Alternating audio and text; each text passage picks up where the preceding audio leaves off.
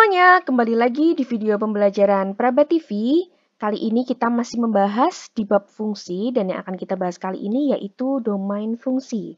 Nah, untuk mengawali penjelasan domain fungsi di sini kita ada sebuah grafik fungsi yang sudah kita pelajari kemarin.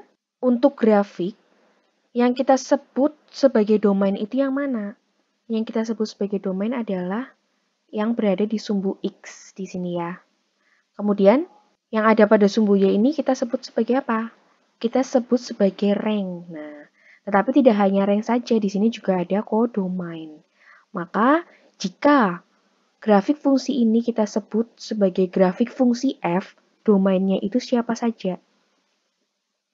Domainnya, nah tadi kan grafiknya kita sebut sebagai grafik fungsi f, maka bisa kita tulis df gitu ya.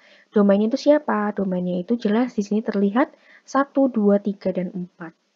Kemudian kodomain. Nah, kodomain kf. Kodomainnya itu yang ini, 3, 5, 7, 9, 11. Jadi semua yang ada di sini.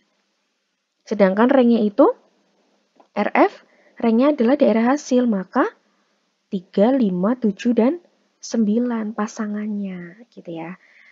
Nah, kalau kita lihat di sini, semua domainnya memiliki pasangan. Iya, karena apa? Karena ini merupakan grafik fungsi. Dikatakan fungsi jika semua anggota domainnya memiliki pasangan, yaitu ranknya ya. Pasangannya itu kita sebut sebagai rank atau daerah hasil. Nah, misal di sini kita diketahui sebuah fungsi. Fungsinya fx sama dengan 1 per x. Nah, di sini kita akan mencoba untuk mencari domainnya, kita cari secara manual. Nah, di sini kita ambil beberapa nilai x secara sembarang. Misalnya yang pertama kita ambil x sama dengan 1.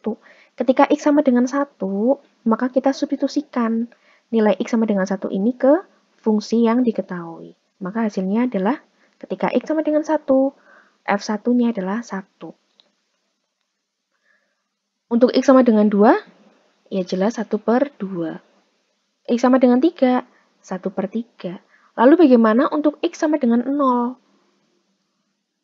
Untuk x sama dengan 0 berarti kan f0 sama dengan 1 per 0. 1 dibagi 0, apakah bisa? Tidak. Jadi untuk x sama dengan 0 tidak terdefinisi. Tidak terdefinisi fungsinya ya. Sekarang kita coba untuk nilai x yang negatif. Misal di sini x sama dengan negatif 5. Maka hasilnya negatif 1 per 5. Untuk yang pecahan bagaimana? Kita ambil 1 per 7. Nah, kita ambil 1 per 7, maka f1 per 7-nya 1 dibagi 1 per 7. Atau 1 dikali 7 per 1 ya. Hasilnya adalah 7. Karena nilai x sama dengan 0 ini tidak terdefinisi, ya, membuat fungsi ini tidak terdefinisi, maka x sama dengan 0 ini bukan merupakan penyelesaian atau bukan merupakan domainnya. Jadi domainnya siapa aja di sini ada 1, 2, 3, negatif 5, 1 per 7, dan masih ada nilai x yang lain yang bisa membuat fungsi ini terdefinisi gitu ya. Maka di sini df-nya karena fungsinya adalah fx, f ya, fungsi f, maka df-nya yaitu x sedemikian hingga x-nya tidak sama dengan 0 untuk x anggota bilangan real. Jadi, domainnya itu semua anggota bilangan real kecuali 0, gitu kan. Nah, maka di sini bisa kita simpulkan bahwa domain itu adalah nilai yang membuat suatu fungsi ini terdefinisi. Oke. Di sini kita ada beberapa bentuk fungsi. Ada 5 bentuk fungsi dengan domain fungsinya. Nah, di sini ada syarat untuk masing-masing syarat domain fungsi untuk masing-masing bentuk fungsinya. Yang pertama untuk fungsi fx. Syarat domain fungsinya x-nya anggota bilangan real. Kemudian yang kedua, bentuk fungsinya di sini ada pecahan ya, rasional fx dibagi gx.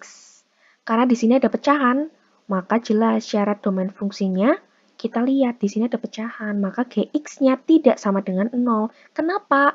Karena seperti yang tadi kita lihat, jika gx-nya sebagai penyebut 0, maka fungsi ini tidak akan terdefinisi. Oke. Yang ketiga, dalam bentuk akar dari fx. Syaratnya apa? Syaratnya fx-nya lebih dari sama dengan 0. Ya, karena jika fx-nya kurang dari 0 negatif, akar dari negatif juga tidak terdefinisi ya, tidak bisa. Kemudian yang keempat, di sini ada pecahan, tetapi penyebutnya akar dalam bentuk akar. Nah, maka kita gabungkan. Sama saja kita menggabungkan syarat yang nomor 2 dan nomor 3.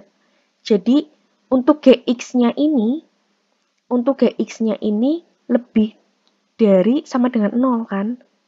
Kalau bukan sebagai penyebut di dalam akar, maka lebih dari sama dengan 0. Tetapi dia juga sebagai penyebut, maka tidak boleh sama dengan 0. Sehingga di sini tanda sama dengannya hilang. Gx-nya lebih dari 0 gitu. Karena gabungan dari 2 dan 3. Kemudian untuk yang terakhir, yang kelima, akar dari fx dibagi gx. Nah, kita lihat. Yang di dalam ini termasuk rasional, bentuknya rasional. Bentuknya rasional.